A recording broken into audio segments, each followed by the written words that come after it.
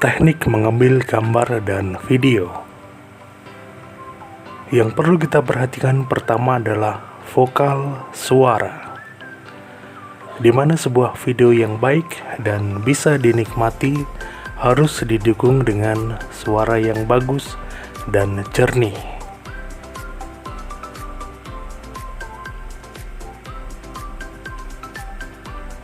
Kemudian yang kedua adalah hindari menggunakan zoom. Zoom di sini adalah pembesaran lensa, di mana ketika kita melakukan zoom, maka gambar yang kita hasilkan akan cenderung pecah.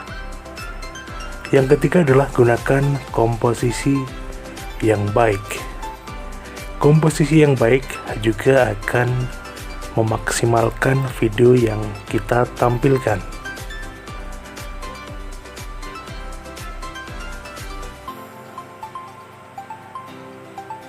Yang keempat adalah gunakan rule of third. Ini adalah posisi objek di sepertiga garis yang membagi 3x3.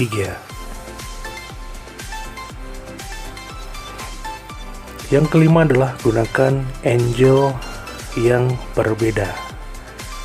Angle di sini adalah sudut pandang kamera, bisa dari arah atas ataupun juga bisa dari arah bawah yang berbeda dengan angle-angle yang sudah ada. Yang keenam adalah hindari backlight. Backlight di sini adalah cahaya yang kita belakangi sehingga muka kita tidak akan kelihatan karena tertutup bayang-bayang cahaya tersebut. Yang kedua adalah hindari merekam secara potret. Untuk tampilan video, terutama di YouTube, menggunakan format landscape.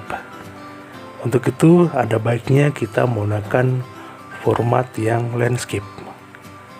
Yang kedelapan adalah gunakan penerangan secara maksimal. Penerangan yang maksimal akan membuat objek atau benda terlihat lebih jelas. Hasil rekaman video. Di sini saya akan menggunakan posisi potret karena nanti di videonya kita akan menggunakan efek chroma key. Jadi ketika saya menggunakan landscape, maka nanti akan kesulitan untuk menghapus backgroundnya. Assalamualaikum warahmatullahi wabarakatuh. Salam sejahtera bagi kita semua. Selamat pagi anak-anak semua. Jadi pada hari ini kita akan belajar pelajaran PPKN bab pertama, yaitu tentang perumusan Pancasila sebagai dasar negara. Kita tahu bahwa bangsa Indonesia ini mengalami sejarah yang sangat panjang melawan para penjajah. Kita pernah mengalami penderitaan ketika dijajah oleh Belanda. Sejarah juga mencatat kekalahan Belanda oleh Jepang dalam Perang Asia Timur Raya ini menyebabkan bangsa Indonesia kemudian dijajah oleh Jepang. Jepang ini mulai menguasai wilayah Indonesia setelah Belanda menyerah di Kalijati Subang, Jawa Barat, tepatnya pada tanggal 8 Maret 1942. Kedatangan Jepang ini pada awalnya disangka baik dan diterima secara ramah oleh bangsa Indonesia, karena pada waktu itu Jepang banyak memberikan semacam janji dan semacam simpati seperti Jepang Cahaya Asia, Jepang Pelindung Asia, Jepang Pemimpin Asia. Jadi dia menciptakan slogan-slogan atau janji-janji kepada masyarakat Indonesia, sehingga masyarakat Indonesia yakin bahwa Jepang ini memang akan membawa Indonesia menuju kemakmuran. Kemudian pada tahun 1945, tentara Jepang ini ternyata juga mulai mengalami kekalahan di berbagai medan pertempuran. Seperti pada Perang Asia Pasifik, Jepang ini dikalahkan oleh Amerika. Kekalahan tersebut ini mengancam kekuasaan Jepang yang ada di negara-negara jajahannya, termasuk salah satunya adalah di Indonesia. Dan perlawanan rakyat Indonesia dan usaha Belanda untuk menjadikan kedudukan Jepang semakin lemah, dan pada akhirnya Jepang terpaksa menjanjikan kemerdekaan kepada rakyat Indonesia. Dan janji tersebut ini digunakan untuk meredam gejolak perlawanan rakyat Indonesia. Kemudian janji Jepang ini diwujudkan ketika Jepang membentuk sebuah badan yang bernama Dokuritsu Junbi Kyosakai atau dikenal dengan BPUPKI, yaitu pada tanggal 29 April 1945 bersamaan dengan ulang tahun Kaisar Hirohito.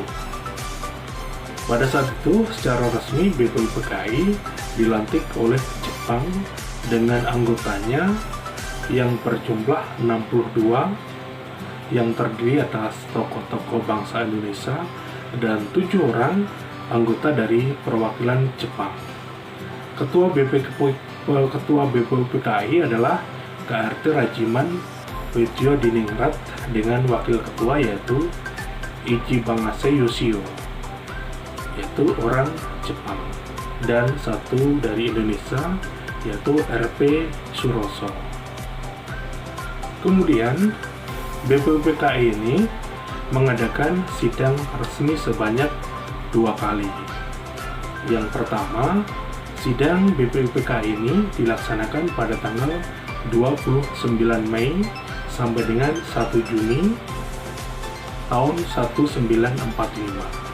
Pada sidang pertama ini dibahas tentang dasar negara. Kemudian sidang kedua ini dilaksanakan pada tanggal 10 sampai dengan 17 Juli 1945, dan pada sidang ini dibahas tentang rancangan Undang-Undang Dasar.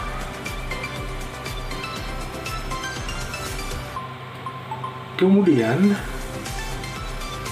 Ketua BPUPKI Rajiman Widyo Diningrat ini pada pidato sidang pertama menyatakan bahwa untuk mendirikan bangsa Indonesia yang merdeka tentunya ini diperlukan suatu dasar negara untuk menjawab permintaan Ketua BPUPKI tersebut sebagai tokoh pendiri negara, maka mengusulkan beberapa rumusan dasar negara.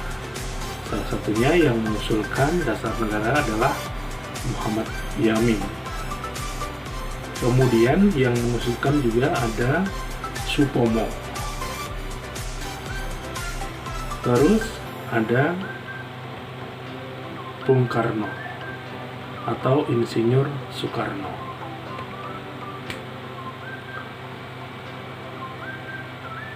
Setelah itu terjadi semacam sidang dan akhirnya disepakati bahwa dasar negara Indonesia adalah Pancasila.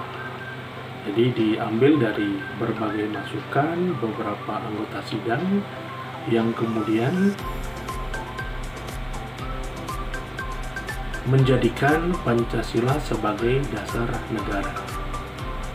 Kemudian BPUPKI ini tidak menetapkan Pancasila sebagai dasar negara sebenarnya, karena nantinya akan setelah sidang kedua BPUPKI ini kemudian dibubarkan dan dibentuk PPKI